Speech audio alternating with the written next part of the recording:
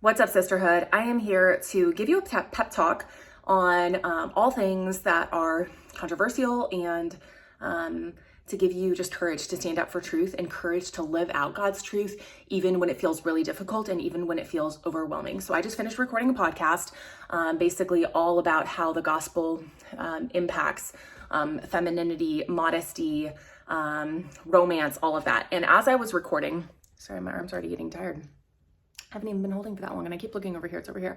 And as I was recording, I made some comments within that video about how, Kristen, she's been under the weather, so she wasn't recording with me. And so I was like, oh, if people get really mad or we get canceled because of things I'm saying in this video, like, it's fine. Kristen will still be here and I'll get canceled or whatever. And I was joking about it, but I was like, that has become something that I have become very, unafraid to talk about and unafraid of getting canceled, unafraid of what other people think of me, unafraid if people think my views are extreme, unafraid if people think that I am the worst person in the world because I hold to biblical views on marriage and sex and sexuality and things like that. And I know that it's only been over the years that God has really given me strength to care less and less what people think about me. I care what mentors think. I care what my family thinks because I value their opinion and I value their input, and I know they love me and care about me and want what's best for me. The people I don't care about are the random trolls online, the random people online who are telling me all of my life advice and what I should do and shouldn't do and how I'm the worst person in the world or the worst wife, the worst mother, the worst, I should just stop. I'm embarrassing myself. I'm so cringe, all of this stuff. I really don't care. I literally do not care. And I honestly can tell you, I really don't care if this channel gets taken down or our podcast gets taken down or my Instagram gets taken down, because I would rather go down with a fight, go down sharing truth, go down truly sharing what I believe is the key to life and hope, which is found in Jesus Christ, which is found in the gospel, which we know he has so many things to say. I mean, just today I was reflecting in Genesis 1 and 2, and I was talking all about Adam and Eve and when God had to, the first bloodshed with the animal and clothe them. And I was talking about all what that represents. And you can go listen to it in the podcast on Girl Defined. And then I was talking about romance and how God created it. He created the husband and the wife, and he created us with those desires. And I was just thinking, God made all of this, even down to the fact that we have clothes. Why do we wear clothes? It's because there's a reason. There's a way back in the very beginning. That's when they came into existence. Romance. Where did that come about? Like, God created us with desires, with feelings. He created marriage. He created the covenant. Everything, though, ultimately points back to him. And so as I was thinking through all this and reading about this and talking about this on the podcast, I was like, you know what? We as Christian women need to become unafraid to talk about these things. We don't have the strength in and of ourselves, but God has the strength. He can give us boldness. He can give us courage. He can give us the ability to stand up for what's true, to stand up and live a certain way, to be bold in sharing the gospel, to be bold in encouraging our friends in truth, to be unafraid to share that you love Jesus, that you love his word, that you love following him, that ultimate hope is found in him, that your purpose is in him, unafraid of the gospel, all of that. You can have that through the strength of the Holy Spirit, the power of the Holy Spirit living within you. And I so wish that more of you watching right now would be unafraid of those truths, that you would care more about what Christ thinks and what he has to say than what your friends have to say. When somebody sends me a message and tells me that I'm embarrassing, I need to stop, read the room, no one thinks that way anymore, girl, you just need to be quiet, whatever. You know what?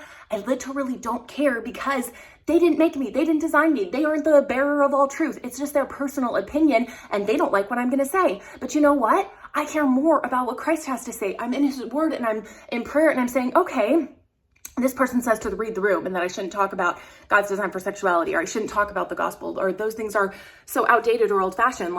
Okay, but where's she pulling her truth from? She's bold enough to tell me that. Why am I not bold enough with kindness and humility to respond, or just to continue sharing and saying, that's great, you can have that opinion, but I'm going to continue to be bold and to share. So this is just going to be a really short video, but I just want to encourage you to be in the word, to get on your knees and say, God, I am so weak, but you are so strong. Help me to be a bold and courageous woman, not for my glory, but for your glory. I love in Matthew how it talks about that we should be lights shining and doing good works and living for God, not for our own glory, but for his glory. That we should let the fruit of the Spirit and his design for us transform us, and to remember that we are his children, that we are a daughter of the King, and that our identity is found in him. He names us. He died for us. We are his. We are here to serve, not to be served. All of that for his glory. When you stop living for yourself and you start living for the glory of God, when you make pleasing him, knowing him, pointing others to him, the aim of everything that you do,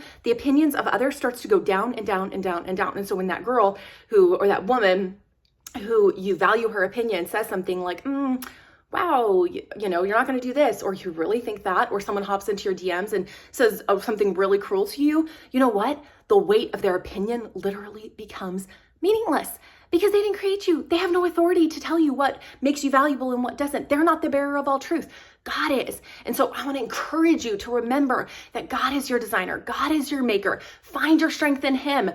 He is the one who can truly empower you. Feminism can't truly empower you. A man can't truly empower you. You can't empower you. You don't just need to get more in touch with yourself. You need to get more in touch with God. And I know this is kind of like a power pep talk, but I just think that, being a Christian in name only is one of the worst things that we can do. Saying, God, okay, you saved me, but I don't want to stand out. I want you to know that being a Christian, it means you're going to be radically different. It means you're not going to fit in. It means you're going to stand out. Read amazing books about missionaries of the faith. Read about Elizabeth Elliot, Corrie ten Boom, people who can inspire you. And you realize wow, when I start living for God alone, when I start not worrying about what other people think, it will change my life. It'll change the way I interact in the workspace. It'll change the way I interact at school. It'll change the way I interact at home. And I will be free from the weights and the opinions of others. It is such a refreshing way to live. And you know what? Who cares if people don't like you? They probably don't barely like themselves, So don't worry about it. Okay, that's all I have to say. I know that may be depressing and encouraging all at the same time, but I just want you to know that you can have power through the power of the Holy Spirit. Be in his word to strengthen you, to stand out, to be bold, to be courageous for his glory, not for your own. And pray for humility. I pray the same thing for myself, that I wouldn't be about just standing out so people will look at me, but I would be willing to stand on biblical truth so that people would know God, and he would know that being a Christian doesn't just mean you have that label. It means you're his child, that your identity is transformed because you are his and he defines everything about you. All right, sister, I love you. I hope that was encouraging in some way or another. And I'll see you later.